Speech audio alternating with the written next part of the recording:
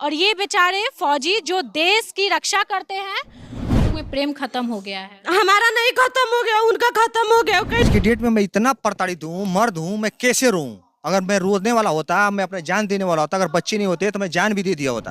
Court का आदेश है, इन्होंने कोर्ट में जाकर आवेदन दिया, पुलिस प्रशासन से मदद लिया क्योंकि फौजी हैं, अन्याय बर्दाश्त नहीं करेंगे। देखिए, सोचने वाली बात है कि ये फौजी हैं और देश की सुरक्षा के लिए खड़े रहते हैं। इस वीडियो को शेयर करके इस फौजी भाई को इंसाफ दिलाने में आप लोग भी मदद कीजिएगा। दोस्तों, अभी हम उत्तर प्रदेश के कुशीनगर में हैं और मेरे बगल में आप एक फौजी भाई को देख रहे होंगे। ये पीड़ित है, परेशान है। हम सोशल मीडिया पे इनकी एक स्टोरी देखें। ये कह रहे हैं कि 2008 में हमारी शादी हुई, 2019 में मेरी बीवी किसी दूसरे मर्द के साथ पकड़ी गई, जिसके बाद यहीं पर उनकी बीवी और उनके प्रेमी के साथ मारपीट हुई। और इनका ये भी आरोप है कि 2019 में इनकी बीवी घर छोड़ करके भाग गई थी, 4 साल बाद वापस आई है, गहना लेकर के भागी, पैसे लेकर के भागी, इनका ये आरोप है। हम बात करते, क्या नाम है आपका? मेरा नाम मनोज है। शादी कब हुई थी पहले ये बताइए। 2008 में हुई थी, गौना 2011 में हुआ था। तो शादी के बाद आपका और आपकी पत्नी के साथ सब चीज बढ़िया चल रहा था? सब बढ़िया चल रहा था क्योंकि हमारी मम्मी बहुत ऐसे, हमारे मम्मी पापा बहुत ऐसे, मर गई वो हमारी मम्मी, लेकिन बहुत ऐसे बातचीत थी जो छुपा के रखे थे लोग। मतलब आपकी मम्मी आपको नहीं बताती थी? आप फौज में है ना? हाँ, फौज में है। तो आपका ड्यूटी कहाँ पे है? अभी प्रेजेंट टाइम तो मैं मणिपुर में हूँ। मणिपुर में आपकी ड्यूटी है? हाँ। और तो घरेलू बात जो है आपकी मम्मी पापा आपको नहीं बताते थे कि ऐसा है कि हमारा बच्चा बाहर में है, टेंशन में रहेगा तो किस तरह से वो वहाँ पे जॉब करेगा बोल के। इसके वजह से वो कुछ बातें इसे छुपा देती है। धीरे धीरे वो हमारी मम्मी को भी थोड़ा, मेरी मम्मी बीमार पड़ी, वो गई हरनाटाण ऑपरेशन के लिए। उसमें गई थी, हमारा गौना नहीं हुआ था उस समय, गई थी हरनाटाण में। हरनाटाण में पकड़ा खा गई दूसरे अवैध लड़कों के साथ में 2009 में। 2009 में? हाँ, उस मतलब कहाँ पे? हरनाटाण में पकड़ा खाती है, हरनाटाण में। उसके बाद से गौना का बात ये कैंसिल हो जाता है। ये कैंसिल होता है, गौना नहीं होगा बोल के। फिर भी हमारी मम्मी और पापा का उपकार मानिए कि उन्होंने इस बात को हमको न बताते हुए चोरी से चुपके से गौना करा दिया कि घर बदली होगा और धीरे से सब ठीक हो जाएगा।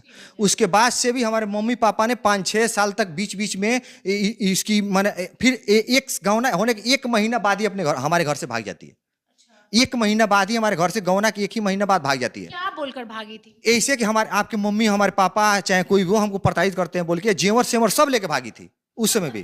कितना? 2009 में, 2011 में 2011 में भी भागी हूँ? भाग जाती है, जेवर सेवर लेके भाग जाती है। फिर बाद में आरोप लगाती है कि हाँ, जेवर तो आपकी बहन और हमारी आपकी मम्मी छीन लेती है। लेकिन उस समय भी हमारी मम्मी को मैं फोन किया तो मम्मी बोली कि ना बेटा, ऐसा हम कभी कर सकते हैं क्या? बाद में इसकी ही मम्मी फोन करके बोल रही है कि जेवर हमारे घर है। हाँ, 8-9 महीने तक इसको बुलाया नहीं जाता है। उसी समय शादी विच्छेद होता है कि गांव सभी कि नहीं होगा बोल के। फिर भी जबरदस्ती होता है। हमारे कुछ रिलेशन, हमारी बहन हुई, हमारे जीजा लोग हैं, वो लोग बोलते हैं नहीं, एक बार और बुलाइए फिर देखा जाएगा बोल के। फिर दोबारा इसके भाई नहीं ला के हमारे घर में पहुंचाते हैं 9-10 महीना बाद। मतलब बार बार परिवार वाले सोच रहे थे कि रिश्ता ठीक कर दे, अभी भी सुधर जाएगा, अभी भी सुधर जाएगा। फिर बीच में पकड़ा खाने के बाद से इसके मामा की बहू, इसके मामा का लड़के, हमारे रिश्तेदार वाले बारी बारी करके सबने एक बार मौका दे दिया। 8-10 चक्कर ये चीज हो गया। लास्ट में जब हमने उस चीज को, मान लीजिए साक्ष्य नहीं था मेरे पास, तो हम किस तरह से उस चीज को आवाज उठाएं? बाद में जब यहाँ पे पकड़ा खा गए, दोनों मार खाए। कब की बात है ये 2019 में। अच्छा, 2019 में आपकी पत्नी इसी घर में अपने प्रेमी के साथ पकड़ा खाती है। दोनों लोग मार भी खाते हैं। वो लड़का इसी घर में, यही वाले में घुमाइए जरा।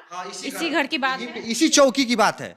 इसी चौकी पे दोनों लोग मार भी खाते हैं। जिस समय इसकी बहन की लड़की, हमारी सिस्टर, हमारी भांजी, 10-12 लोग, हमारी यहाँ पे 10-12 लोग, हमारी भव सबको यहाँ पे घर पे देख रहा था कि दोनों पकड़ा खाए, आज मार खा रहे हैं बोल के।